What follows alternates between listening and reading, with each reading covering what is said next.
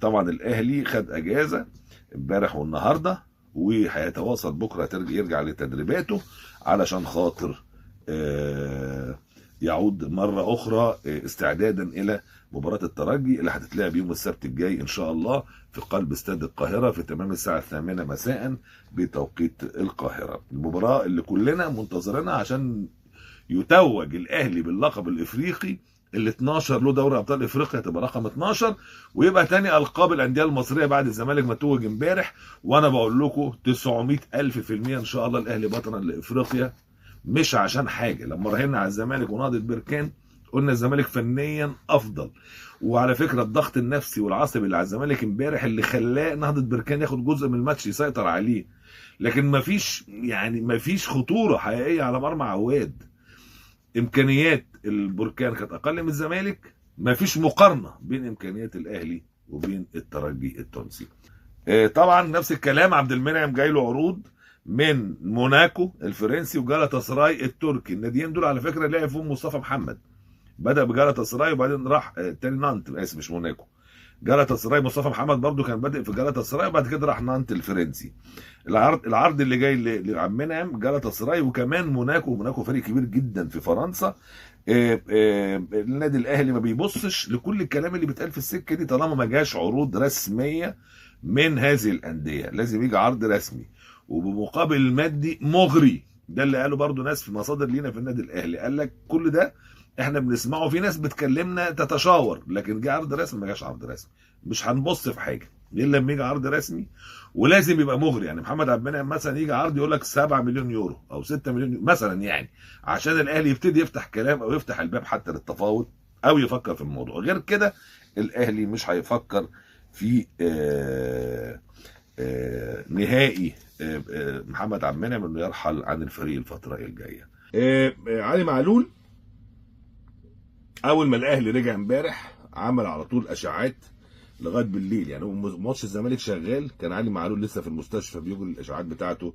للاسف قطع جزئي في وتر اكيلس، واصابه يعني صادمه للجمهور وصادمه للجهاز الفني، لكن قدر الله ما شاء فعل. يعني علي معلول عمود رئيسي واساسي في اسلوب لعب كمان النادي الاهلي في السنين السبعه اللي فاتت دي، فمهم جدا جدا جدا. وما اعرفش حكايه الناحيه الشمال ايه مع الاهلي. يعني محمد شكري الاهلي استرد واستعاده واتكتب في كل حته وان الاهلي اعلن الواد الطص عين صليبي.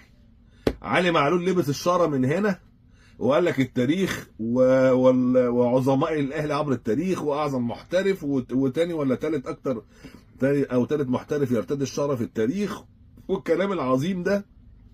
وتر اكيلس يلا. فيعني الف سلامه لنجمنا علي معلول نجم النادي الاهلي.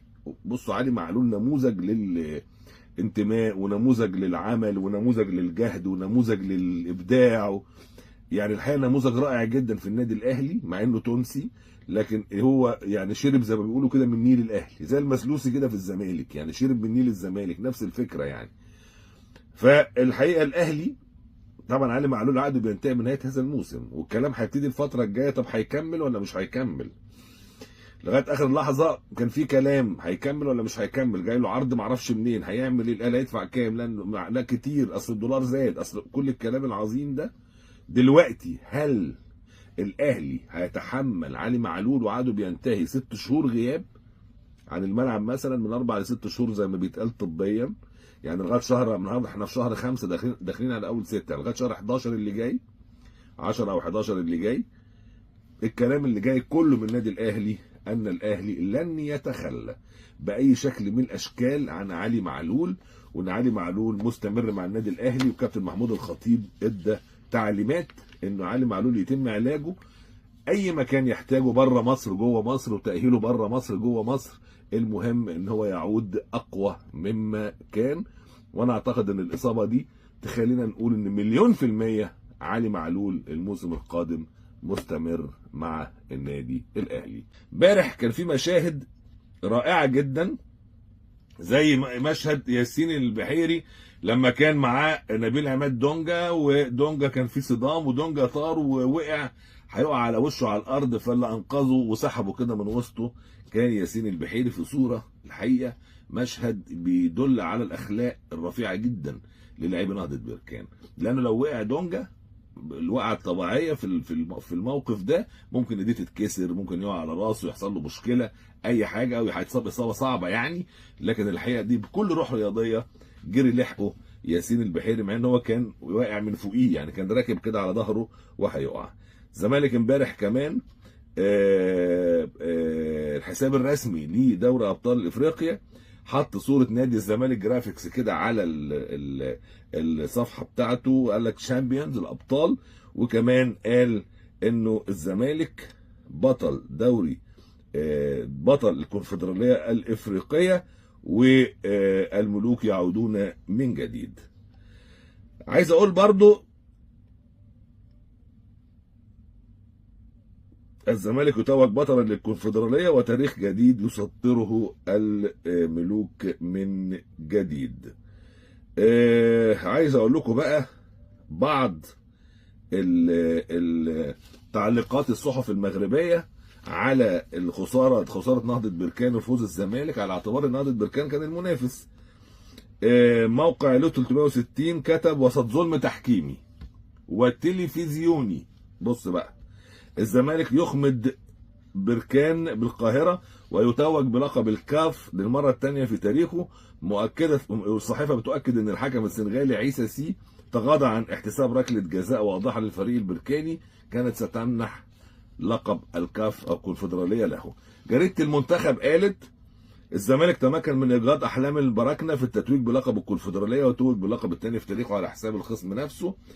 صحيفة لاسيت سبورت بتقول انه نهضة بركان اهدر فرصة ذهبية للفوز بكاس الاتحاد الافريقي في القاهرة بعد خسارته من الزمالك 1-0. يا باشا مصر الاهلي هيجيب الترجي في شوال.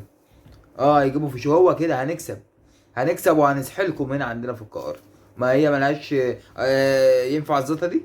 ينفع الزيطة اللي الزملكاوية عاملينها دي؟ لازم نكسب. ما لهاش معنى، لازم نكسب. ما هي بعد الزيطة والزنبليطة اللي هم عاملينها دي، لو خسرنا هي دي نقوم هيبقى شكلنا زي الزفت. والله العظيم هيبقى شكلنا بيس يامان بجد والله.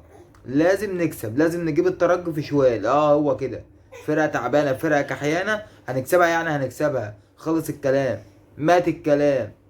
هكسبك يا ترجي يعني هكسبك، معلش هكسبك يعني هكسبك، مفيهاش كلام. ليه بقى؟ ليه؟ عندنا شوية كده في مصر بتوع بليلة. بتوع بليلة. يرضيك ايها الترجي الجميل اللطيف اللي يغول افريقيا.